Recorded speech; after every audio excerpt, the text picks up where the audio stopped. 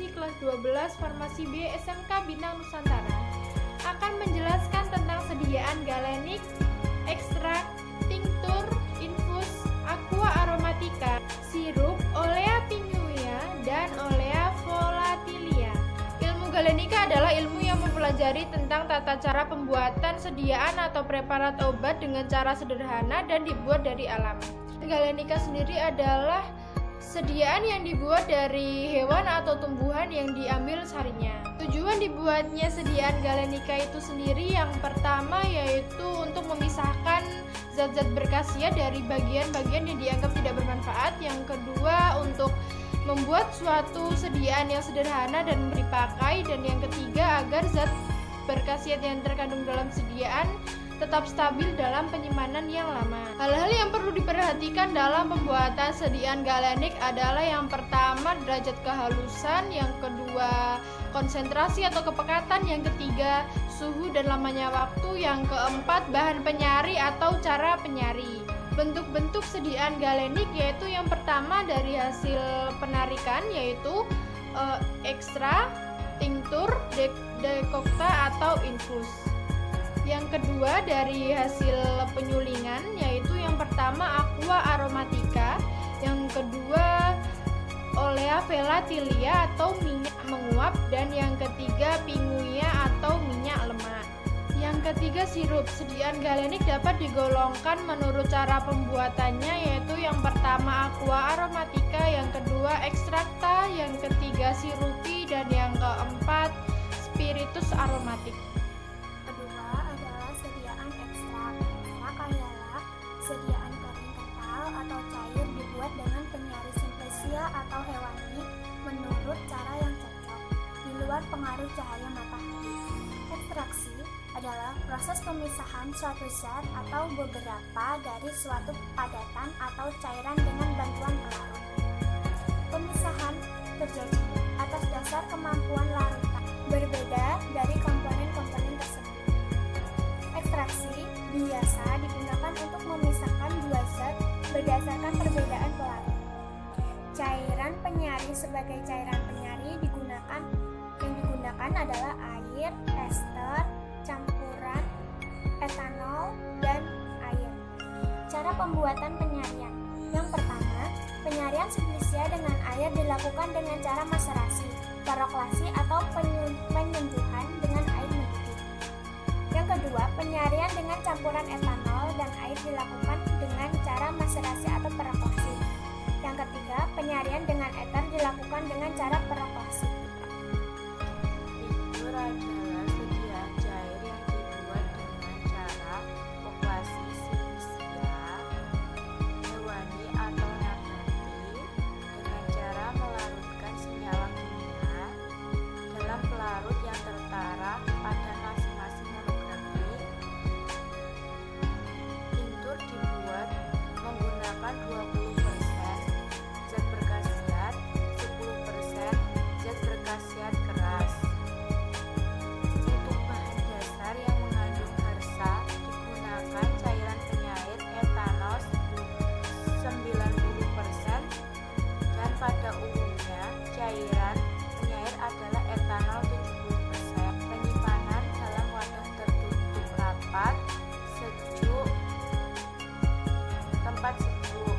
Contoh sediaan tinktur, tinktur kina, tinktur peka, tinktur gambir, dan tinktur retina. Infus adalah sediaan cair yang dibuat dengan menyari simplicia yang mati dengan air pada suhu 90 derajat Celcius selama 15 menit.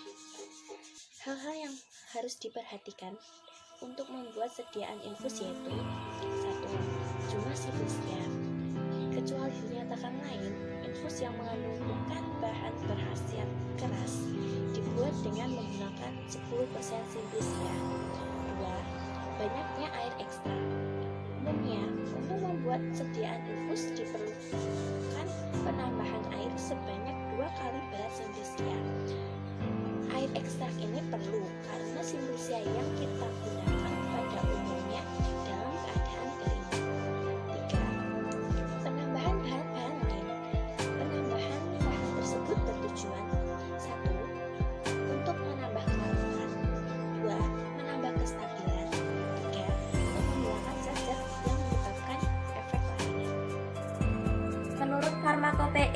Definisi 2, aqua aromatik adalah larutan jenuh minyak atsiri dalam air aromatik.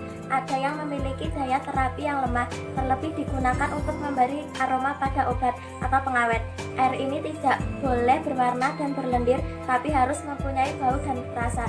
Air aromatik dilakukan dengan melarutkan sejumlah minyak atsiri dalam air sejumlah 60 ml etanol dan 95% ditambah sedikit dikocok hingga 100 ml, ditambahkan 50 gram talkum sambil dikocok sekali, dibiarkan beberapa jam dan disaring. 1 bagian volume filtrat diencerkan dengan 30 bagian volume air. Air aromatik cairan jernih atau agak keruh, mempunyai bau dan rasa yang tidak menyimpang dari bau dan rasa minyak atsiri asal air ini disimpan dalam wadah tertutup rapat, terlindung dari cahaya dan di tempat yang sejuk. Cara pembuatan: larut minyak atsiri sejumlah yang tertera dalam monografi 60 ml etanol 95%. Tambah air sedikit sampai volume 100 ml sambil dikocok, tambah 500 mg talkum, kocok, diamkan, saring. Encerkan 1 bagian filtrat dengan 39 bagian air. Kemudian aqua aromatik, cairan jernih agak-agak keruh, bau dan rasa tidak boleh menyimpang dari bau dan rasa minyak atsiri asli. Syarat untuk resep: jika air aromatik kering, kocok buat sebelum ditumbuk. Penyimpanan dalam waktu tertutup rapat di tempat yang sejuk. Khasiat sebagai zat tambahan. Air aromatik yang tertera dalam PV ada 3, yaitu aqua vermiculli, aqua menthae piperitae, aqua rasae. Saya akan menjelaskan tentang sirup. Sirup adalah sediaan cair berupa larutan yang mengandung sakarosa. Kadar sakarosanya tidak kurang dari 64% dan tidak lebih dari 66%. Cara pembuatan sirup yaitu: buat cairan untuk sirup, lalu panaskan. Tambahkan gula, jika perlu didihkan hingga larut. Tambahkan air mendidih secukupnya hingga mencapai bobot yang dikehendaki. Buang busa yang terjadi, lalu diserai. Pada pembuatan sirup dari Simplicia yang mengandung glikosida antrakinon, ditambahkan Na2CO2 sejumlah 10%. Dan pada pembuatan sirup Simplicia untuk persediaan, ditambahkan metil paraben 0,25% atau pengawet kin. Kadar gula dalam sirup pada suhu kamar maksimum 66% sakarosa. Bila lebih tinggi akan terjadi pengkristalan. Bila lebih rendah dari 62%, sirup akan membusuk. Biji sirup kira-kira 1,3. Pada penyimpanan dapat terjadi inversi dari sakarosa atau pecah menjadi glukosa atau fruktosa. Gula even adalah gula yang terjadi atas penguraian sakarosa yang memutar bidang polarisasi ke kiri. Pada sirup yang mengandung sakarosa 62% atau lebih, sirup tidak dapat ditumbuhi jamur. Untuk mencegah sirup tidak ditumbuhi jamur, dapat ditambahkan pengawet, misalnya nipagin. Maksud menyekrai pada sirup adalah sirup untuk memperoleh sirup yang jernih. Cara menjernihkan sirup yaitu: yang pertama, menambahkan kocokan putih telur segar ke dalam sirup. Yang kedua, menambahkan bubuk kertas sering lalu dididihkan. Cara memasukkan sirup ke dalam botol yaitu: yang pertama, sirup yang sudah dingin disimpan dalam wadah kering. Yang kedua, mengisikan sirup ke dalam botol sampai penuh. Oleopingmia juga bisa disebut dengan minyak lemak, yaitu campuran asam lemak yang bersuku tinggi dengan gliserin. Cara-cara agar mendapatkan minyak lemak yaitu dengan cara diperas dengan suhu biasa, contohnya oleum di sini, dan juga diperas dengan suhu panas, contohnya oleum kokos. Syarat minyak lemak yaitu harus jernih, harus larut dalam skala perbandingan eter, harus memenuhi syarat minyak mineral, minyak harsa, dan minyak asing lainnya. Penggunaan minyak lemak bisa sebagai zat tambahan, sebagai pelarut, dan sebagai obat. Minyak lemak dibagi menjadi 2 golongan, yaitu